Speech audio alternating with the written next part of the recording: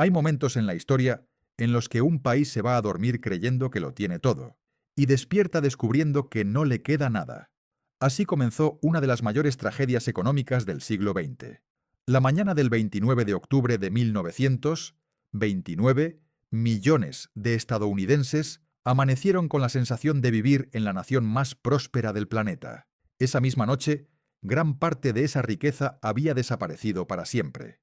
Lo que siguió no fue una simple recesión, sino una década de hambre, polvo y desesperación. Para entenderlo hay que retroceder unos años, al origen de un optimismo que parecía inagotable. Imagina despertar en 1922. La Primera Guerra Mundial ha terminado, las ciudades crecen, las fábricas zumban, y Estados Unidos vive una explosión de consumo sin precedentes.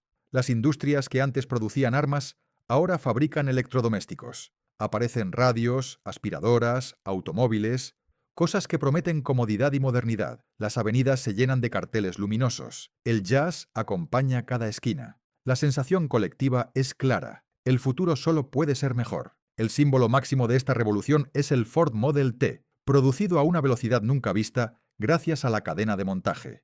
Lo que antes requería 12 horas, ahora se fabricaba en apenas hora y media. El automóvil se vuelve accesible y arrastra consigo a industrias enteras: petróleo, caucho, acero. Las ciudades se electrifican. Los hogares se llenan de dispositivos que antes parecían lujos de ciencia ficción. El consumo masivo se vuelve parte de la identidad estadounidense.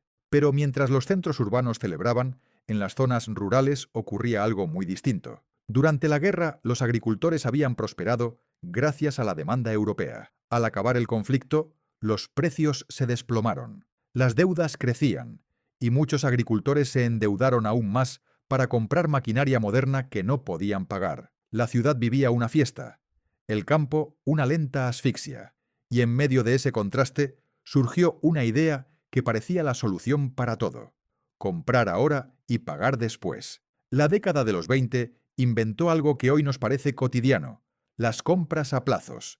Un coche, una radio, muebles, electrodomésticos, todo podía financiarse. Los bancos lo celebraron y comenzaron a ofrecer créditos con una facilidad nunca vista.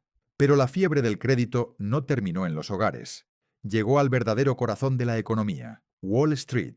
La bolsa se convirtió en la nueva obsesión nacional, y con ella apareció un mecanismo explosivo: la compra de acciones con margen, es decir, endeudarse para invertir. Pagabas un 10% del valor y el resto era deuda. Si las acciones subían, te hacías rico. Si bajaban, todo se derrumbaba.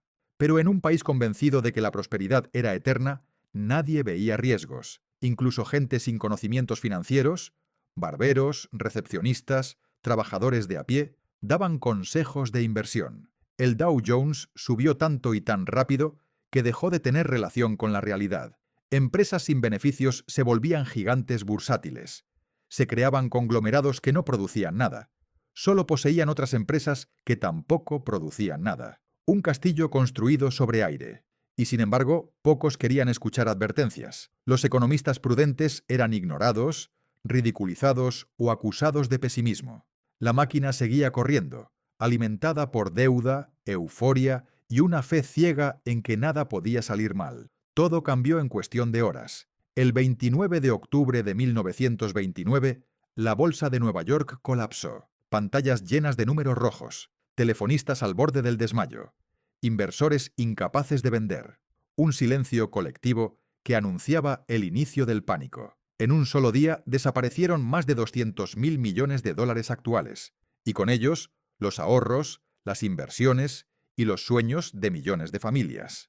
Pero lo más grave no fue solo el desplome bursátil, fue lo que vino después. Como la mayoría de inversionistas había comprado acciones endeudándose, las llamadas de margen exigieron devolver dinero que nadie tenía. Las quiebras personales se multiplicaron, y entonces el pánico llegó a los bancos. Los ciudadanos corrieron a retirar sus ahorros.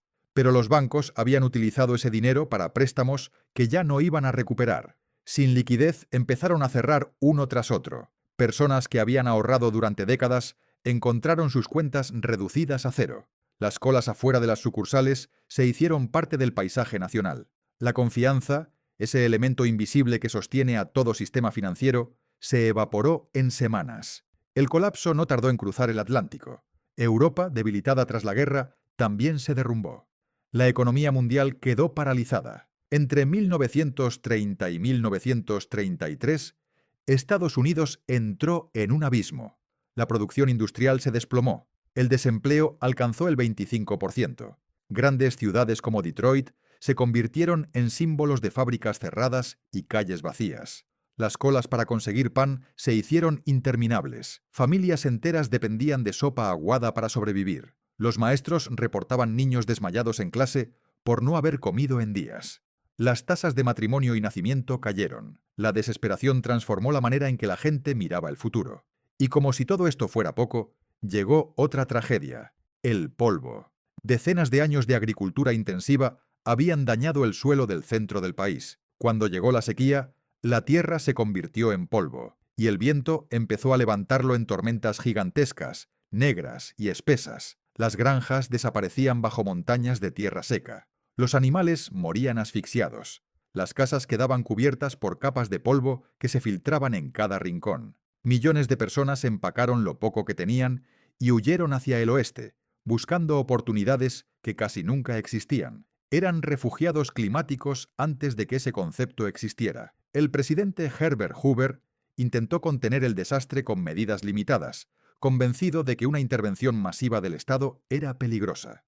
Pero el país no necesitaba discursos, necesitaba alimentos, empleo y esperanza. Su rechazo a ampliar la ayuda pública lo convirtió en el símbolo de la indiferencia gubernamental. Los campamentos de personas sin hogar llevaron su nombre: Hoovervilles. Las mantas improvisadas con periódicos se llamaron Hoover Blankets. La confianza en el gobierno estaba rota. En 1932, miles de veteranos de la Primera Guerra Mundial marcharon a Washington pidiendo que se adelantara el pago de un bono que les habían prometido para años después. No pedían regalos, pedían sobrevivir. El Congreso dijo no. Hoover dijo no. El ejército los expulsó con violencia. El país vio cómo gases, fuego y soldados se usaban contra ciudadanos que habían peleado por esa misma nación. Ese día muchos estadounidenses dejaron de creer en sus líderes. El 4 de marzo de 1933, Franklin D. Roosevelt asumió la presidencia, y en su primer discurso pronunció una frase que se volvería histórica: «A lo único que debemos temer es al propio miedo». El mensaje tuvo un efecto inmediato. Por primera vez en años, la gente respiró. Roosevelt no solo habló, actuó. En semanas el gobierno lanzó programas para dar empleo, restaurar la infraestructura y recuperar la dignidad perdida. La Civilian Conservation Corps envió a jóvenes a reforestar, construir senderos y preservar tierras. La Works Progress Administration levantó escuelas, carreteras, puentes y hospitales. El Tennessee Valley Authority electrificó regiones que habían quedado atrapadas en el siglo XIX. Millones volvieron a tener trabajo. Las ciudades recuperaron vida. La economía comenzó a moverse de nuevo. Pero Roosevelt no solo quería salir de la crisis, quería evitar que volviera a ocurrir. Estableció la SEC para supervisar Wall Street y la FDIC para proteger los ahorros de los ciudadanos. Creó la Seguridad Social, un sistema que garantizaba que nadie envejeciera sin apoyo. La nación empezó a levantarse, lentamente, pero con firmeza. Hacia finales de los años 30, la economía mostraba señales claras de recuperación. Las ciudades brillaban de nuevo. La producción industrial empezaba a repuntar, pero el mundo se dirigía hacia otro conflicto que lo cambiaría todo: la Segunda Guerra Mundial. Y sin saberlo, Estados Unidos estaba a punto de dejar atrás la mayor crisis de su historia para adentrarse en un evento aún más devastador, pero también transformador.